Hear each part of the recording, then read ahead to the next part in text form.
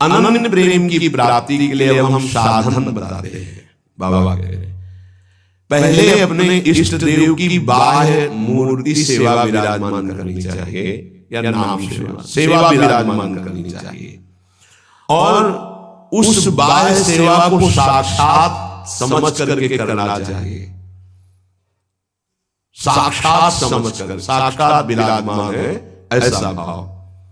बाह्य पूजा के साथ साथ मानसिक सेवा का बहुत बड़ा योग है, और ये बाह्य सेवा से ही मानसिक सेवा प्रारंभ हो जाती है। सेवा तभी पूर्ण होती है जब आप पहले उसका चिंतन करेंगे। चिंतन नहीं करेंगे तो सेवा पूर्ण नहीं होगी, वास्तविक सेवा सही नहीं हो पाएगी। पहले शास्त्री जी को कौन सा पोशाक धारण करना है, कौन सी पत्रावली करनी है, और कैसे केश पाशमा, आज कौन सी कुंडल, अच्छा ऐसे कुंडल ऐसे, और आज भोग में क्या क्या, ये भोग में ऐसे श्री जी यहाँ विराजमान होंगे, ऐसे ऐसे छत्र होगा, ऐसे भोग लगेगा। पूरी मानसिक चिंतन होता है, फिर वो सेवा प्रगट में होती है। तो प्रगट सेवा ही मानसिक सेवा में पहुंचा देती है।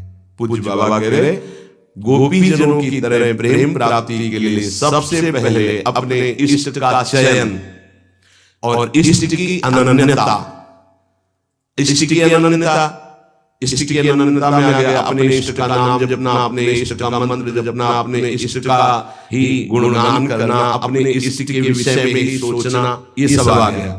फिर इष्ट के श्री विग्रह की, मूर्ति की, छवि की, नाम की सेवा विराजमान करना।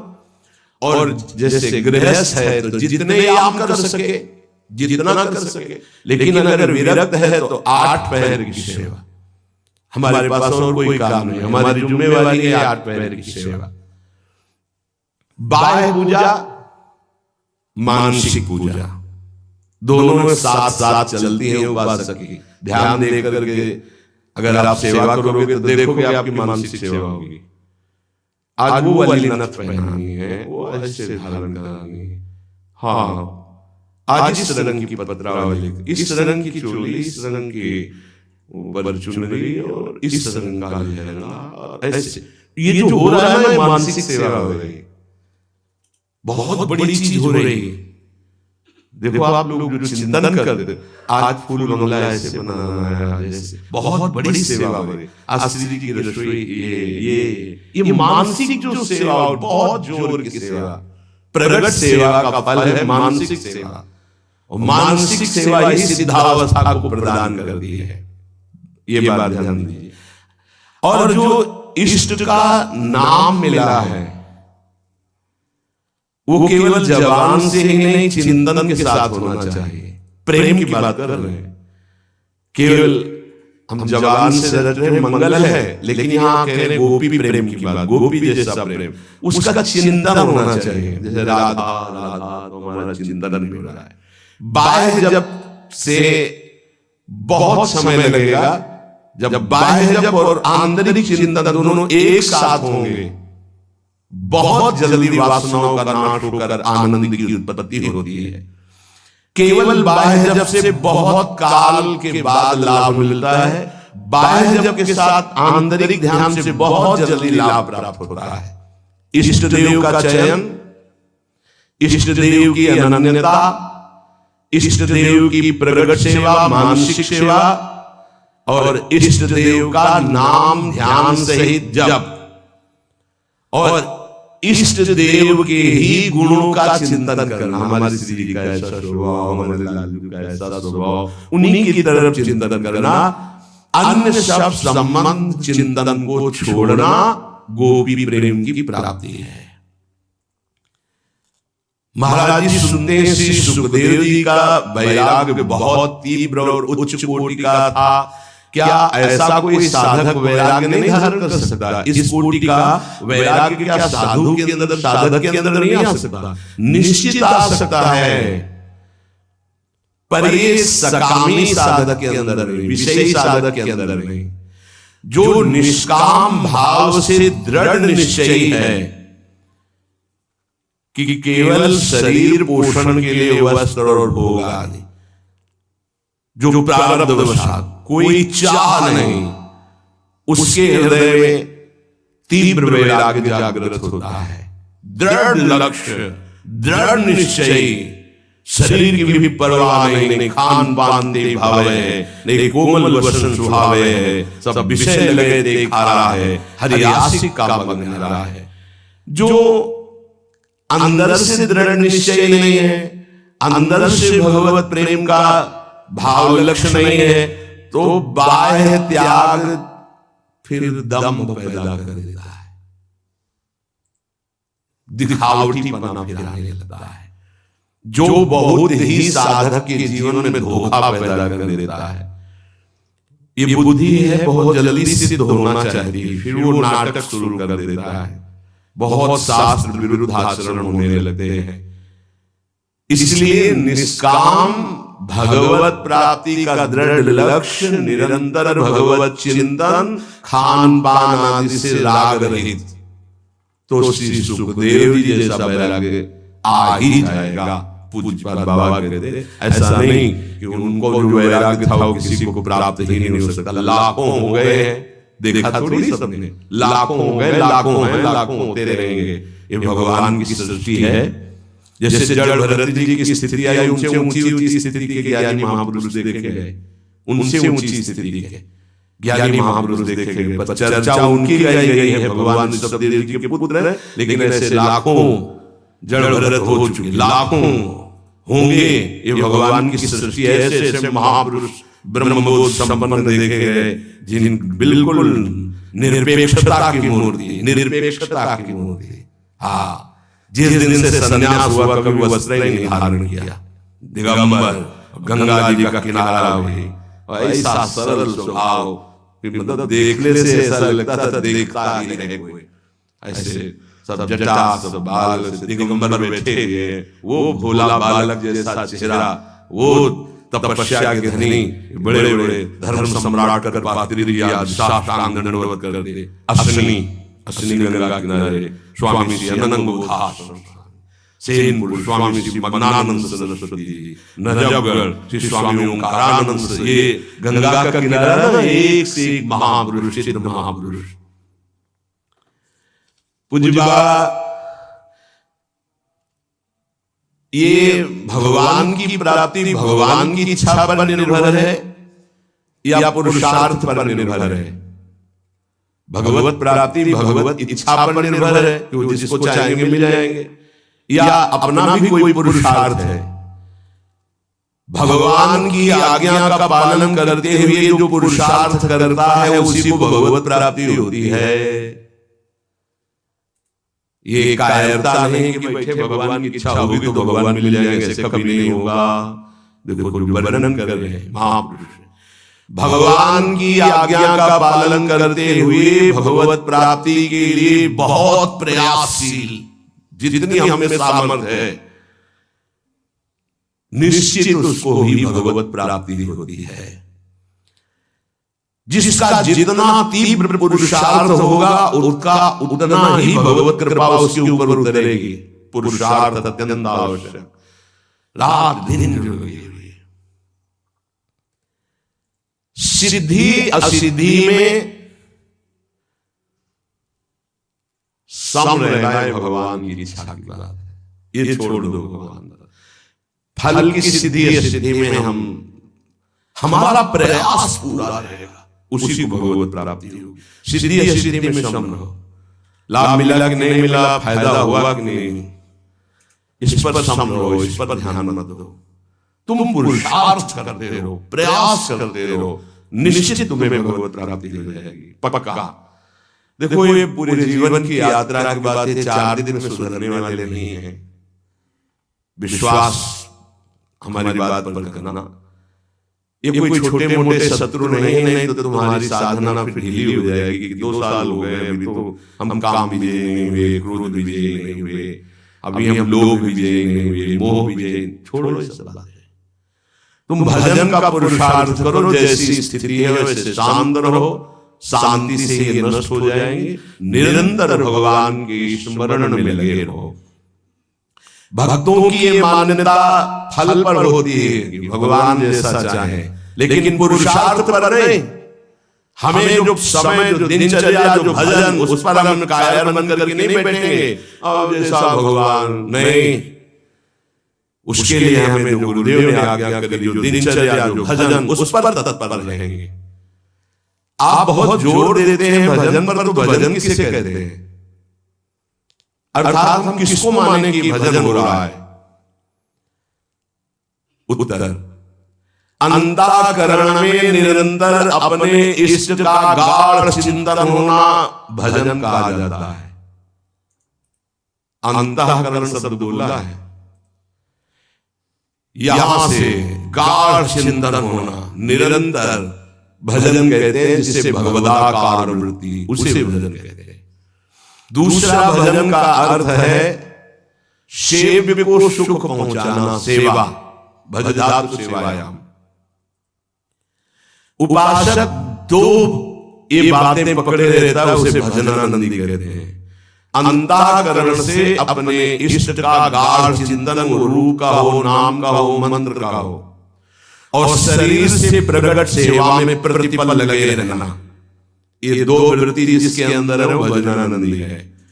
सेवा में चाहे वो गृहस्थी की सेवा हो, व्यापार हो, नौकरी हो, किसानी हो, या व्यक्ति की सेवा में जो भी सेवाएं हैं, शरीर से प्रतिपल सेव्य को सुख पहुंचाने के लिए सेवा, और हृदय से प्रतिपल आराध्य देव का स्मरण, इसी का नाम भजन है। और यही भजन परमानंद प्रदान करता है, यही भजन महापुरुष बना देता है, यही सेव्य के समान कर देता है। प्रभु सेव्य है, प्रभु के समान कर, ब्रह्मविद् ब्रह्मयो भवति। तो भजन क्यों करना चाहिए? अरे कमाते हैं, खाते हैं, जी क्यों भजन करें? भजन इसलिए करना चाहिए कि हम अवगुणी हैं जन्म जन्मांतर से, अवगुण छोड़ने के लिए। हमारे अंदर बड़ी नीच वासनाएं हैं, उन वासनाओं का नाश करने के लिए। हम बड़े हीन विचार वाले हैं, उन विचारों का नाश करने के लिए। हमें हर तरफ से दुख ने घेर रखा है, उस दुख का नाश करने के लिए, जन्म मरण से छूटने के लिए ये हमें भजन करना है। हम जिसका भजन करते हैं उसके सारे सद्गुण हमारे अंदर आ जाते हैं। अतः हमें नाशवान वस्तु व्यक्ति का भजन नहीं करना, अविनाशी का भजन करना है।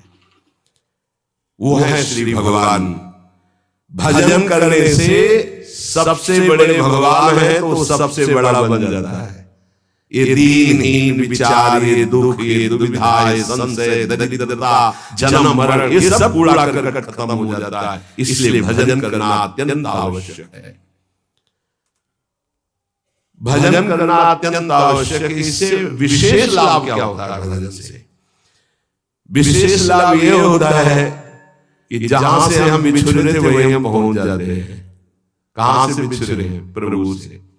मुंबई वांशो कितना गलत हो गया है। भगवान ऐसा लगता है कोई और है, और संसार लगता है ये मेरे के मुंबई वांशो, वो मेरे पिता है, मेरे स्वामी, मेरे प्रीतम, मेरे सब कुछ, और उनको मैं भूल गया। ये बात जानने के लिए जब हम भजन करते हैं तो हमारे हृदय में आ जाता है कि हमारे प्रभु है। फिर जो सुख प्राप्त होता है वो कभी किसी लोक और भोग में नहीं प्राप्त होता। प्रेम स्वरूप हमारे इष्ट है तो हमारा प्रेम स्वरूप जागृत हो जाता है। भजन का लाभ है भगवान से बिछुड़े थे भगवान से मिल जाना। अगर भजन ना करे तो, पहले कहा भजन क्यों करना चाहिए, अब कह रहे हैं अगर भजन ना करे तो, अगर भजन नहीं करोगे तो विषय फंसा लेंगे, काम, क्रोध, लोभ, मोह, मद, और तुम्हारी दुर्गति कर देंगे। ये क्षण भंगुर विषयों का चिंतन होगा, क्षण भंगुर विषयों का भोग होगा, तो तुम्हें एक क्षण भी सुख का अनुभव नहीं होगा, दुख ही दुख तुम्हें घेर लेगा। अतः निरंतर भजन करने के लिए इसीलिए कहा जाता है कि कोई विषय चिंतन न बने, कोई विषय क्रिया ना हो, कोई विषय हमें दुख में फंसा ना पावे। सबसे बड़ा लाभ निरंतर भजन है। भजन करने का अधिकारी कौन है? बहुत बड़े ज्ञानी प्रश्नकर्ता श्री अखंडानंद सरस्वती जी। भजन करने का अधिकारी कौन है बाबा?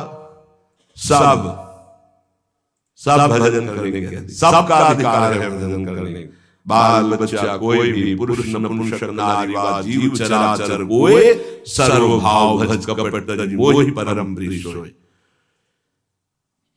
बाबा ये भजन करने वालों में भी पाप कर्म देखे जाते हैं, ये क्यों नहीं छूटते हैं? भजन तो सब पापों का नाश कर देता है, फिर भजन करने वालों से पाप कर्म क्यों नहीं छूटते? क्योंकि वो सही भजन नहीं करते। बहुत ध्यान से समझना। वो विषय चिंतन करते हैं, विषय भोग करते हैं, उस समय भजन छोड़ देते हैं, जिससे पाप बनता है, भजन में अरुचि होती है। हम इसीलिए तो कह रहे हैं निरंतर भजन करो, विषय चिंतन मत करो। जो भजन भी करता है और विषय चिंतन और विषय भोग भी करता है, उसको जन्म जन्मांतर लग जाएंगे, बाबा कह रहे हैं। क्योंकि जन्म जन्मांतर इसी से होते चले आ रहे हैं, बार बार विषय चिंतन, बार बार विषय भोग। इसीलिए तो हम कहते हैं भैया, एक जन्म का सारा मेहनत समय इस बात में लगा लो कि विषय चिंतन होने पावे, पाप कर्म न होने पावे, भजन बन जाए। हम अगर एक जन्म प्रभु को दे देते तो अनंत जन्मों की बिक्री बन जाती, तो घाटा थोड़ी है, लाभ ही लाभ है।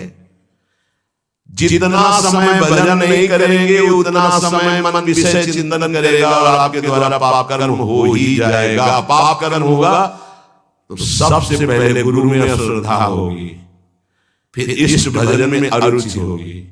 ये उसका लक्ष्य। कहीं भी अपराध करो, वो पहले आपके गुरु संबंध को तोड़ेगा, तभी तुम्हारे ऊपर प्रहार कर सकता है। गुरु कृपा पात्र पर प्रहार नहीं कर सकती माया।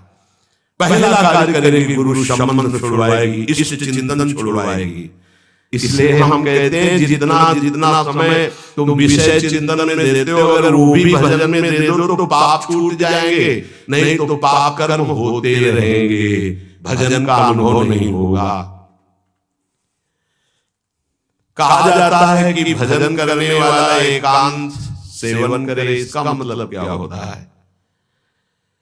क्योंकि हम जब वृत्ति को एक ईश्वर में प्रभु में लगाना चाहते हैं, यदि हम ज्यादा भजन विरोधी व्यक्तियों का संग करेंगे, व्यवहार करेंगे, खान पान करेंगे, तो हमारी वृत्ति भजन में नहीं लगेगी। हमारा खान पान, हमारा व्यवहार एकांतिक होना चाहिए। कैसा एकांतिक? हम 501 ही प्रभु का नाम जपने वाले पा रहे हैं तो हम अकेले पा रहे हैं, ऐसा समझ लो। और 2 व्यक्ति हैं, एक विषयी है, प्रपंची है, तो मान लो हमारा भारी कुसंग हो रहा है। हम 500 में भी एक हैं और वहां एक में भी हम भारी प्रपंच में फंसे हुए हैं। ये एकांतिक भाषा को समझ लीजिए। हम इतने लोग बैठे हैं इस समय, सब एकांत है। बोलो किसके मन में क्या चल रहा है? एक प्रभु की चर्चा सुन रहे तो हम सबका मन एक ही है। एकांत का मतलब होता है अपने इष्ट के अनुरागियों का ही संग करना, अपने इष्ट में ही प्रीति हो ऐसा खान पान व्यवहार करना। इष्ट विरोधी वृत्ति, इष्ट विरोधी व्यक्ति, इष्ट विरोधी व्यवहार, इसका त्यागी सदैव एकांतिक ही माना जाता है। एकांत में कमरे में पड़ा है, इष्ट विरोधी चिंतन कर रहा है, प्रपंची एक केवल साथ चल रहा है, वो इष्ट विरोधी व्यवहारी है, प्रपंच। 1000 लोग एक साथ बैठे हुए हैं इष्ट के अनुकूल, वो एक माना जाएगा। वैसे मुख्य बात भजन करने वालों को क्या नहीं करना चाहिए? तो मुख्य बात है प्रवृत्ति में रहने वाले लोगों का संग नहीं करना चाहिए। प्रवृत्ति विषय भोगों में।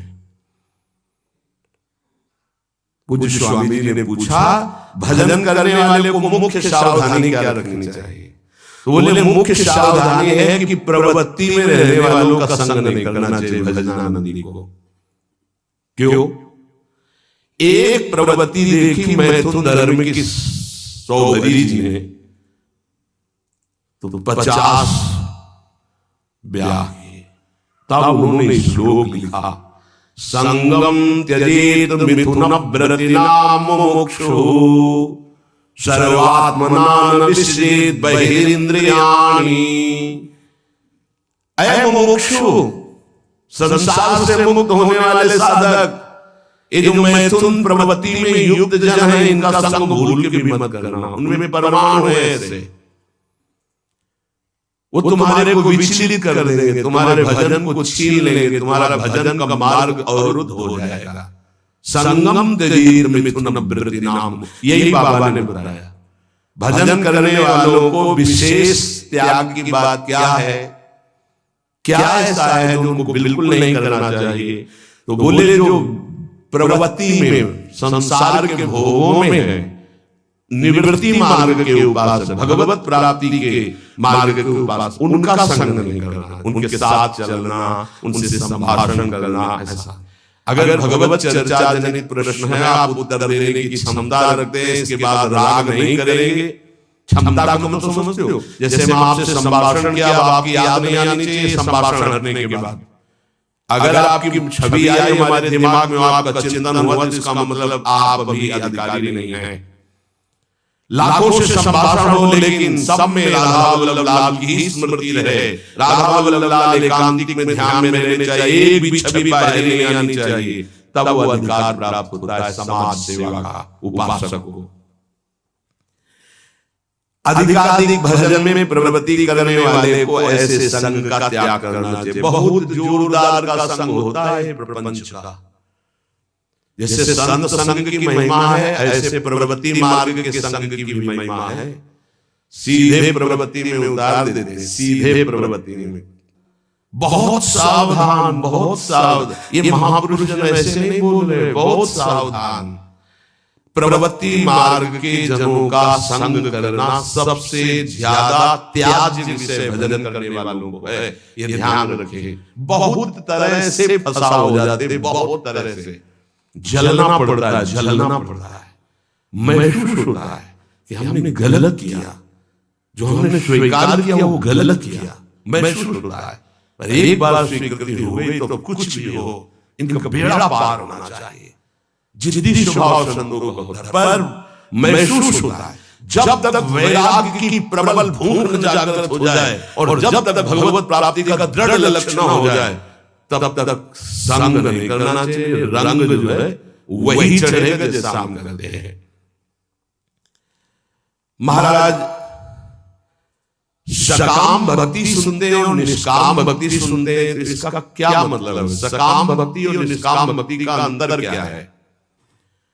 जो केवल प्रभु को चाहता है उसे निष्काम भक्त कहते हैं, और जो प्रभु से चाहता है उसे सकाम भक्त कहते हैं।